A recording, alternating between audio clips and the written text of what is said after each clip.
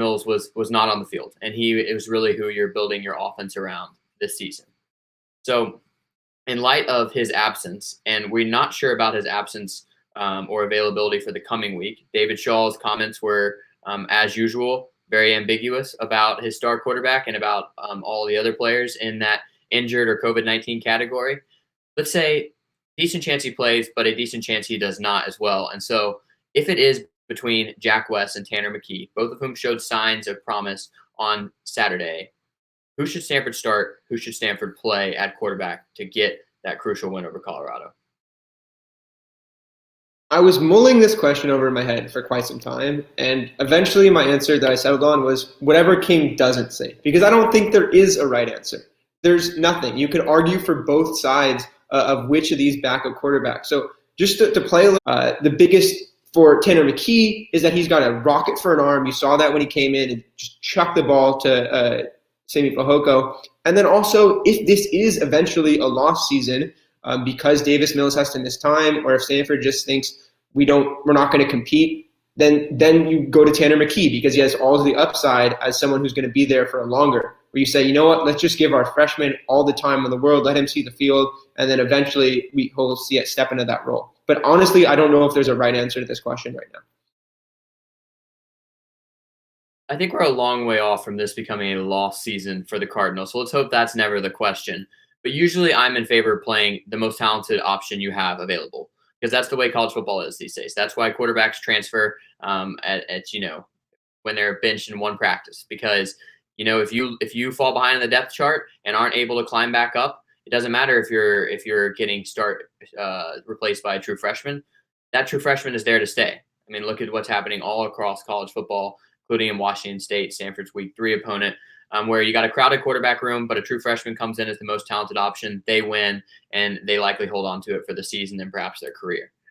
But in this particular game, and really this season, I think that the right option is Jack West. And I'm not going to pretend to have seen practice and to know where those guys are compared to one another.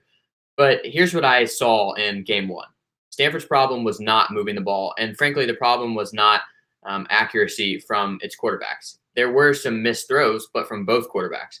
I think the most damning miss was probably Jack West in the red zone on the first drive that could have been a touchdown. I believe it was to Fehoko. But McKee missed some throws as well, and both of them hit a lot of throws as well.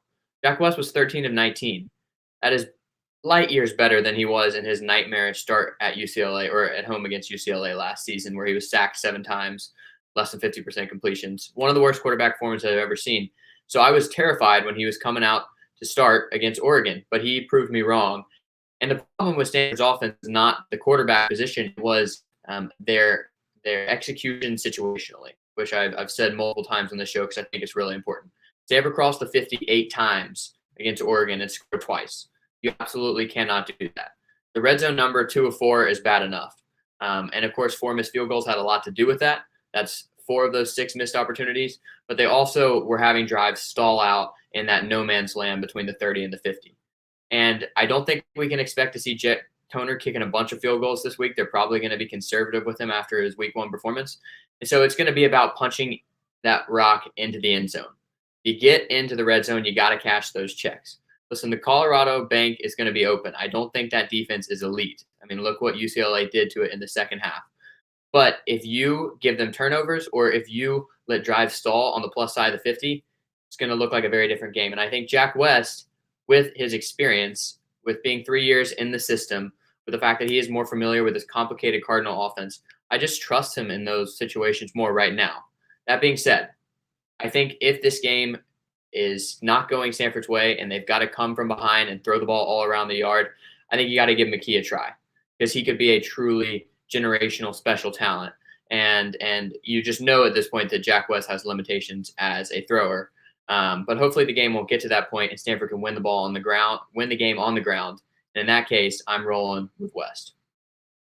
I totally agree. And I think you're a little bit fast there going to McKee as a generational talent, but he has the potential, and I really do hope for both all of us and him that he's able to reach that level. But yeah, I agree with Jack West as a game manager, especially with how good that offensive line looked and how good the running game looked against a good Oregon front seven.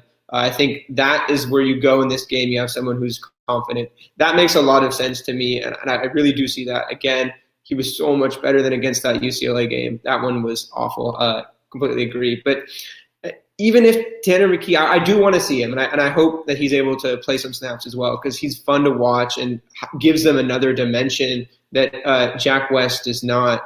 But yeah, it's hard to say right now because both missed throws in the red zone. Overall, David Shaw was happy with both of their performances. Only thing that he was really pointing to were all those missed throws on fades, and he attributed a lot of it just because they didn't have the time and practice to get those reps. So both of those quarterbacks, I'm sure, are getting first team reps in practice this week, and I expect a lot of those misses to go away. And it's a big leap, I know, in 1 week, but I expect them to gain that ability in just a short time because they need to.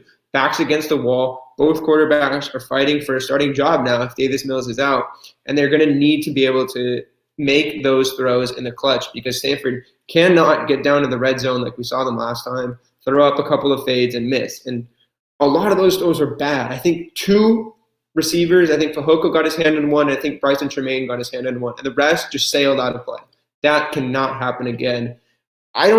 That's where I'm saying I don't know which quarterback because both quarterbacks miss those. It's just whichever quarterback is able to progress more in these practices. And then maybe that's why you go to McKee because he's been gone for so long. He got to this point with just no first team reps, it sounded like, basically.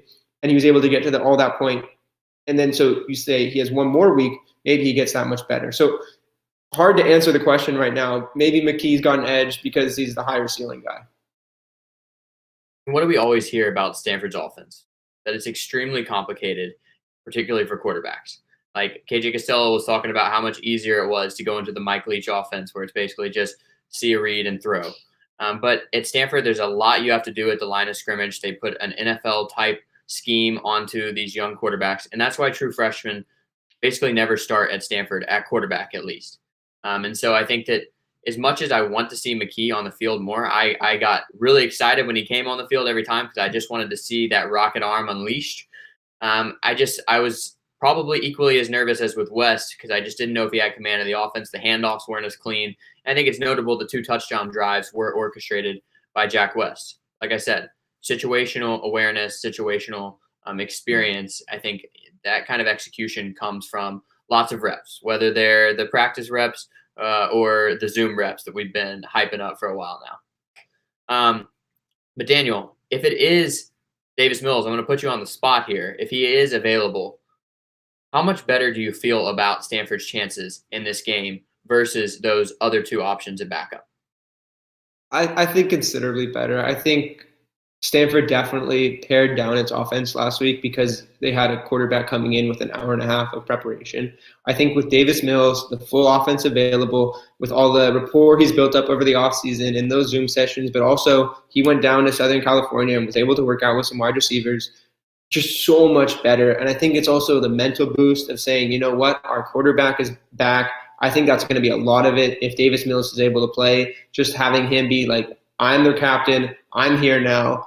Let me take you to the promised land because he has that talent to be able to take Stanford to a lot of wins. That's what we were saying preseason, that basically Stanford's success was going to ride on Davis Mills. If he's able to come back, feeling a lot better about this next game. Put it bluntly, if you're looking at the spread right now, it's like Stanford minus 6.5, seemingly most places. If it is Jack West and Tanner McKee in whatever combination, I'd probably lean Colorado there. I would say I think Stanford is going to ultimately win this game, but I think it's probably going to be a close game. If Davis Mills is able to start and play this entire game, I would comfortably take Stanford against the spread because I think that they will win by multiple possessions. Davis Mills and this passing offense should overwhelm Colorado without turnovers. It's just a question of, are we going to get Davis Mills and the passing offense or just the passing offense orchestrated by the backups? We can hope. COVID-19 protocols, they are rigid, but also it does seem like everybody is doing well and progressing through those. So we'll just have to monitor it.